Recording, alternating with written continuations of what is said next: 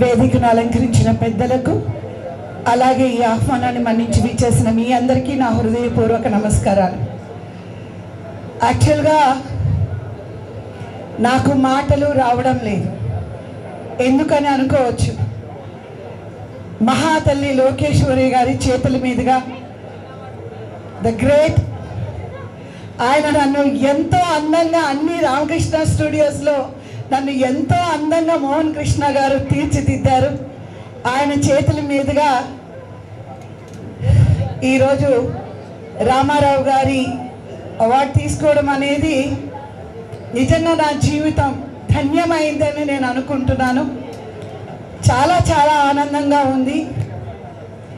రామారావు గారితో నా సినిమా ప్రయాణమే కాదు, నా 9వ సంవత్సరం టీనగర్లో పెద్ద ఆయన గారి ఇంటికి మా అమ్మగారు ప్రొద్దున 3:30కి లేపి తీసుకువెళ్ళేవారు. మా ఇంటి దగ్గర నుంచి వాకబుల్ డిస్టెన్స్ పెద్ద ఆయన ఇల్లు. ఆ టైంలో వెళ్ళి 4 గంటలకి ఆయన దర్శనం తీసుకొని ఆయన ఆశీర్వాదం తీసుకునేదాన్ని. నా మొట్టమొదటి సినిమా నా 14వ సంవత్సరం లాయర్ విశ్వనాథ్లో ఆయనకి చెల్లెలుగా నటించడం జరిగింది. అలాగే సరదా రాముల్లో కూడా చెల్లెలుగా నటించడం జరిగింది. వెంటనే రామకృష్ణ స్టూడియోస్ వారి సినిమాలో నాకు పోతులూరి వీరబ్రహ్మం గారి చరిత్రలో కక్కడి భారీగా నన్ను హరికృష్ణ గారు అందరూ కూడా బాపయ్య గారు నన్ను సెలెక్ట్ చేయడం జరిగింది. నా జీవితంలో మర్చిపోని సినిమా ఏదైనా ఉంది అని అంటే పోతులూరి వీరబ్రహ్మం గారి చరిత్ర. బాపయ్య ఆ సినిమా నందమూరి తారక రామారావు గారి దర్శకత్వంలో నేను నటించడం జరిగింది. ఆయన ప్రతి ఒక్క షాట్ నేను ఎలా యాక్ట్ చేయాలి, ఎలా ఉండాలి, ఆ భవ్యంగా ఎలా వంగి నిలబడాలి, ఎలా దండం పెట్టాలి, ఆ పోస్టర్తో సహా నందమూరి తారక రామారావు గారు ఆ యుగ పురుషుడు నేర్పించేవారు.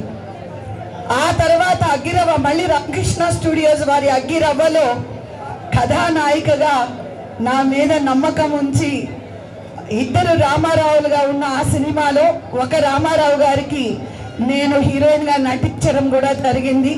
నా జీవితంలో ఎక్కువ ఈ కుటుంబంలోని ఒక సభ్యురాలుగా ఉండేదాన్ని తప్ప ఏ రోజు నేను ఒక నటిగా అక్కడ లేను. ఆ కుటుంబంలో నేను ఒకదాన్ని. అలాగే మోహన్ కృష్ణ గారు, రామారావు గారి ఆఖరి బిడ్డ రామకృష్ణ గారు మా తమ్ముడి క్లాస్మేట్ అన్నమాట. ఆ విధంగా కూడా మేము వారింటికి వెళ్ళడము, రామకృష్ణ గారు మా ఇంటికి రావడము, అలా కూడా ఆ బంధుత్వం అనేది నేను మర్చిపోలేంది. మనందరికీ తెలుసు, ప్రపంచంలో నేను ఆయన గురించి చెప్పవసరం లేదు. ఈ భూ ప్రపంచంలో ఒక యుగ పురుషుడిగా ఆయన జన్మించారు, ఒక మహానటుడుగా జన్మించారు, ఒక మహానాయకుడుగా ఆయన ఉన్నారు.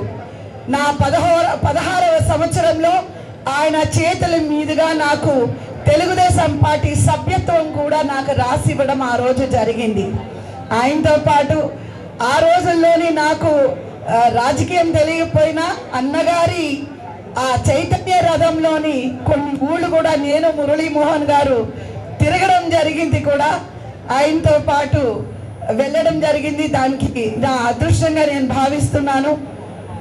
ఆయన ఆశీస్సులు ఎల్లప్పుడూ అందరికీ ఉండాలి. మా లాంటి నటీనటులకి తప్పకుండా ఆయన ఆశీర్వాదం ఉండాలి అని నేను మనస్ఫూర్తిగా కోరుకుంటూ మరొకసారి విష్ణు గారికి మనస్ఫూర్తిగా కృతజ్ఞతలు తెలియజేసుకుంటున్నాను. నాకు ఈ అవార్డు ఆయన అవార్డు నాకు ఇవ్వాలి అనిపించినందుకు పెద్ద ఆయన మనసులో వచ్చి నాకు ఇమ్మని చెప్పారా అని నా మనసులో అనిపిస్తుంది. చాలా చాలా సంతోషం. నేను ఈరోజు ధన్యరాలను అయ్యాను. మరొకసారి ప్రతి ఒక్కరికి పేరు పేరున నా హృదయపూర్వక కృతజ్ఞతలు తెలియజేసుకుంటూ సెలవు తీసుకుంటున్నాను. అమ్మ లోకేశ్వరి గారు, మరొకసారి మనస్ఫూర్తిగా మీకు మోహన్ కృష్ణ గారికి నా కృతజ్ఞతలు. Thank you so much.